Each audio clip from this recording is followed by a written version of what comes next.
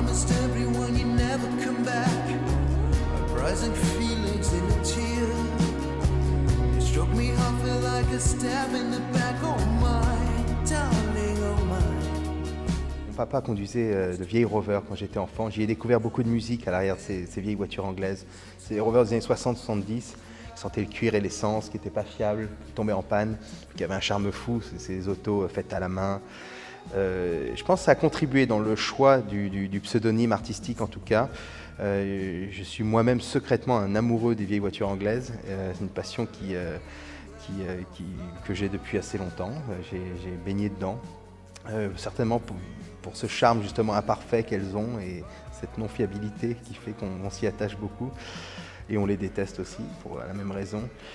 Et puis le mot en anglais, rover, to rove, qui est le nomadisme, qui est nomadiser, l'errance, ça faisait écho à mon parcours qui est assez atypique là, de ce point de vue-là, puisque j'ai eu la chance d'avoir des parents voyageurs qui ont été amenés aux quatre coins du monde. On a été aux Philippines, au Japon, à New York.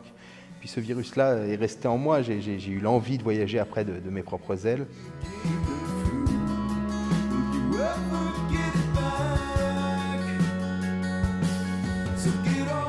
C'est un peu une obligation de classer sa musique, de la mettre dans une forme de caste comme ça, dans des cases en tout cas, avec des étiquettes.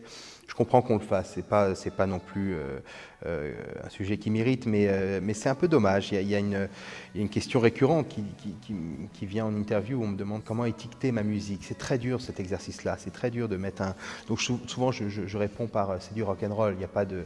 C'est très large, le rock'n'roll c'est une attitude, c'est une nonchalance, c'est une forme d'arrogance élégante, il y a un peu de dandysme dedans, il y a une forme de liberté qui est enviable aussi. Le romantisme, pour moi, c'est évidemment pas...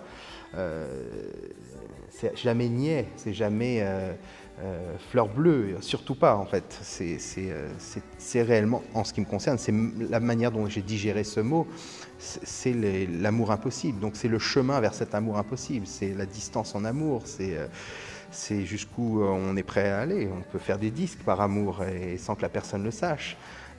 C'est le travail de l'ombre, et c'est la solitude. Je pense que le travail de être seul, c'est apprendre à s'aimer seul, c'est aimer les autres. C'est fondamentalement en moi au moment d'écrire les morceaux. C'est dans ma personnalité, ce romantisme-là, cette noirceur. C'est peut-être un exutoire aussi pour sortir certaines émotions qui au quotidien n'ont pas lieu d'être.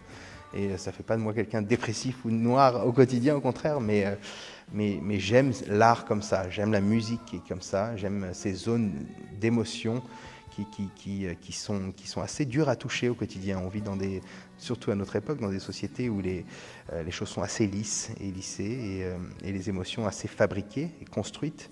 La noirceur et cette forme de romantisme intemporel me remet dans un état d'esprit qui me manque parfois au quotidien et qui rappelle l'enfance. C'est quelque chose que j'ai ressenti beaucoup enfant. C'est toujours un exercice particulier de jouer déjà 3 soirs de suite, en plus dans un lieu très intime comme ça, où on va être je pense être assez proche du public.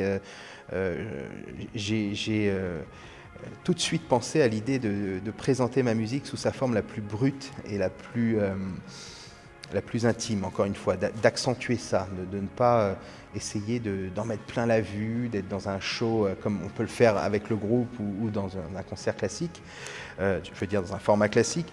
Non, c'était l'envie de presque montrer une facette qui se rapproche de l'atelier du travail, la chambre en tout cas, la chambre à musique, le lieu où on crée la chanson, en tout cas l'intimité que personne n'est amené à voir et que peut-être... je n'ai pas forcément envie de montrer quand c'est en train de se passer. Et là, j'ai eu cette envie de, en tout cas, reproduire, ne serait-ce que sur quelques morceaux, ou même esthétiquement, visuellement, un lieu qui, d'habitude, n'est pas offert à voir. On n'est pas forcément convié dans ces moments-là de la création.